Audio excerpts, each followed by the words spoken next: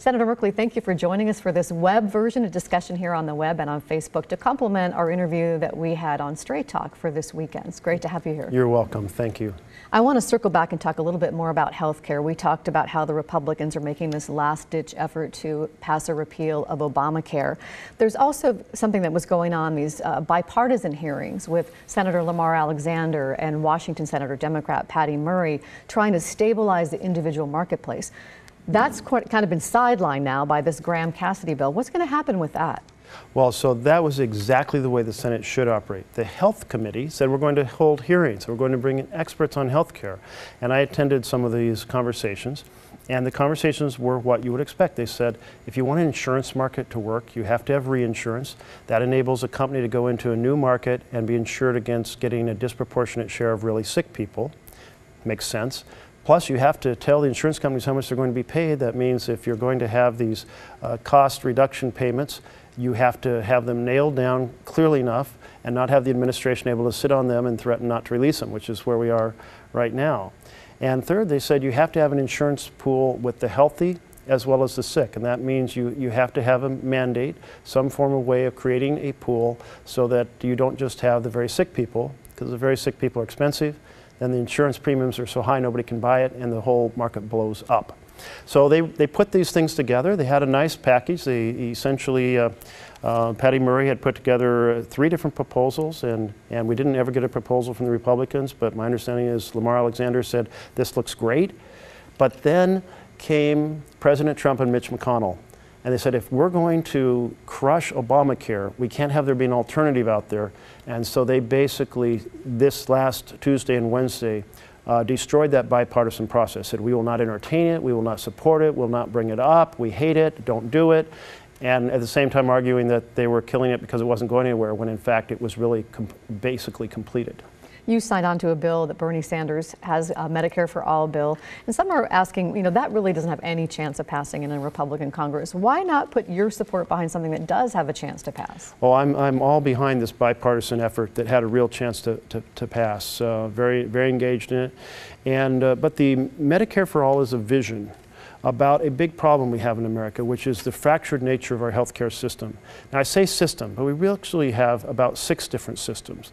We have a special system for injuries at work, workers' compensation. We have Medicare. We have Medicaid. We have on exchange. We have off exchange. We even have Children's Health Insurance Program, CHIP. And so here's the plight people have. Let's say they're earning less than 138% of poverty. Basically, they're working minimum wage, so they qualify for our Oregon Health Plan. And then they get another part-time job in the family, and suddenly their income's too high, so they get thrown off out of that program. But it's the middle of the year. It's not an open period. How do they sign up and get seamless health care through the exchange? And how do these tax credits work? Or then what happens if they have an employer who says, oh, by the way, we're providing health insurance, but it's only for you and you have to buy into it and it's very expensive. Can you afford to do that? Is that your best option? And then you say, and what do I do about my kids? Can I get them on a chip? It's just a continuous process of application and trying to juggle the many options. It's enormously stressful and people get caught in between programs. Why do we have to make it so hard? That's the question. And when I talk, and I'm raising this in completely red counties, and I'm saying how many people here feel like it's worth exploring a seamless, simple system by which you have health care just by being an American. And I get at least 2/3 in these conservative counties raising their hand and saying, yes, they'd like to see something like that explored. And I think it's also more cost effective. In other words, we'd save money. The overhead in Medicare for All is about 2%. Private companies are 20% and sometimes higher. You strongly oppose President Trump's move to end the DACA program for Dreamers, about 11,000 in Oregon. And there are reports last week that the Democrats reached a deal with President Trump to save the DACA program, but to strengthen the immigration system and the borders wouldn't include a wall. Now he's saying that's not a done deal. But would you support some kind of deal like that? Yes, the deal that the Democratic leadership put forward strengthen enforcement at the wall, but not the wall, but at the border, but not using a wall, because a wall is a completely cost-ineffective way. It doesn't stop anyone. You can go over it, you can go under it, you can go through it. But meanwhile, sensors and the ability of teams to respond to intrusions, that's a cost-effective way to go. So yes, that would be a very, very good way to go. But our dreamers are children who often know no other country. They have been raised here. Some have no idea that they were even born abroad. They're throwing themselves into life here. They're planning to be productive citizens. Maybe many of them already are productive adults now, and they're contributing enormously. It was totally wrong, immoral to throw them out of our country with no place to go, no other language they speak, and totally damaging to us because they're contributing members of our communities.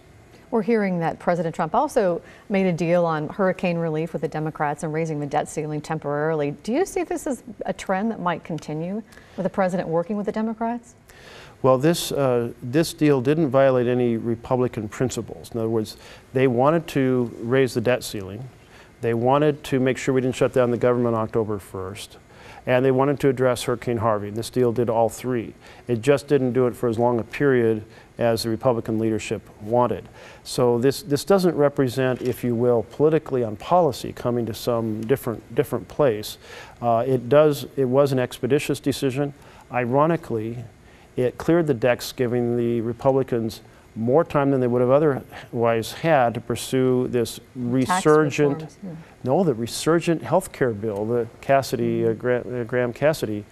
The health care bill, right? Otherwise, I mean, the deadline for that was the same as the deadline for the debt ceiling and for funding the government. So by getting that deal done so quickly, suddenly they had maybe a couple bigger weeks. Strategy was at work there. Maybe so. Americans were alarmed to hear there was an enormous hack of Equifax's computer systems affecting nearly half of all Americans. And we were told to freeze our credit reports, obtain some credit monitoring. What can be done, Senator, to protect consumers from this sort of thing? This is so outrageous. Equifax has fought time and time again rules being established that would make sure that that information was adequately protected. It shows how important that is. And then they proceeded, some of the executives, to sell stock before it was disclosed publicly so they could cash in at a higher price. That's could well be a violation of law right there. It's almost a form of insider trading.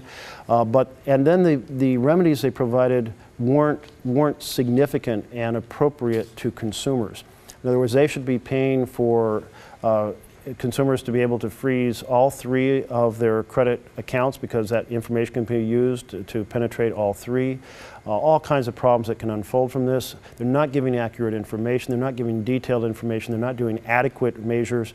And we have to push them very hard and probably change the rules to demand much more protection.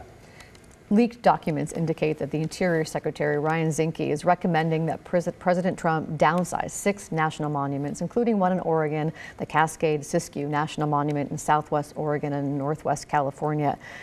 You've written a letter opposing that move. Why is that important to you? No, I'm really disappointed in Zinke, Secretary Zinke. He said he was a Teddy Roosevelt Republican. He really believed in these public lands. He wanted science to be applied. Scientists had come and studied the Cascade-Siskiyou, this special place where 3 mountain ranges and the Great Basin comes in from Nevada. Unique ecosystem, some very, very rare plants. And they said the boundaries were not sufficient to actually provide the protection needed for this unique ecosystem. They needed to be expanded, these watersheds needed to be covered, and they proposed a 65,000 or so acre expansion. We worked with the public. We had input from the public, thousands and thousands of commentary, 80% for an expansion. We worked with the landowners. The Interior Secretary worked with the landowners, pared that down to about 45,000 acres of expansion in order to accommodate local concerns about being in or out. Some people wanted in, some people wanted out. And so it was very carefully crafted. Zinke ignored all of that. All his commentary about wanting to do what scientists say is important, wanting to listen to local input, blew out the window. The principle that would be established if presidents start taking former presidents' monuments and dismantling them would be really horrific for many treasures across the country. So we have to do all we can to try to stop this. You've said that watching these hurricanes, Harvey and Irma and Maria, that you hope that you would win more climate champions. Some people won't be convinced, but what are you seeing as a result? Are you hearing from more people about what we're seeing across the world right now? Well, I think really the fires across the West, Montana, Idaho, Washington, Oregon, down into California, and these two hurricanes. Now Maria is hitting us, so we've had, well, it may miss us, but it could have hit us. So 3 major hurricanes all hit Category 5. We've not seen anything like that before. And when they recounted why it is you could have 3 such powerful hurricanes, it came down to the fact that a lot of the water it was passing over was 90 degrees. Much, much warmer water, which adds tremendous amount more energy to the hurricane. And similarly, back 5 years ago, I was doing a swimming phase of a triathlon in the Atlantic. And the water was 10 degrees warmer than it was supposed to be. It was supposed to be 62 degrees, it was 72 degrees. Week later, Hurricane Sandy, powered by that hot, extra hot 10 degrees, hit the Atlantic seaboard and did tremendous damage. There is no question, if you look around the world, the coral reefs, the migrating insect populations, the shrinking ice sheets, the shrinking glaciers. Glacier Park, 150 glaciers when our parents were born. 25 glaciers now, and in 20 years anticipated to have 0 glaciers. World's changing fast from carbon pollution. We have to work together. It's the biggest test facing humankind. We have to work together across the globe to end the burning of fossil fuels. It has to end within the next couple decades. And I saw you tweeted today about Nicaragua joining the Paris Agreement. Yes, you know, there's only 2 countries in the world that hadn't joined. One was Syria, consumed by war, and one was Nicaragua, which said that the agreement didn't go far enough. And then when the U.S., when the president decided to exit the U.S., we were joining Syria and Nicaragua. Now Nicaragua has said it didn't go far enough, but we're getting in. So it's us and Syria. Not the best company to keep. Senator Merkley, thank you for joining us here for this extra edition. We appreciate you joining us. Thank you.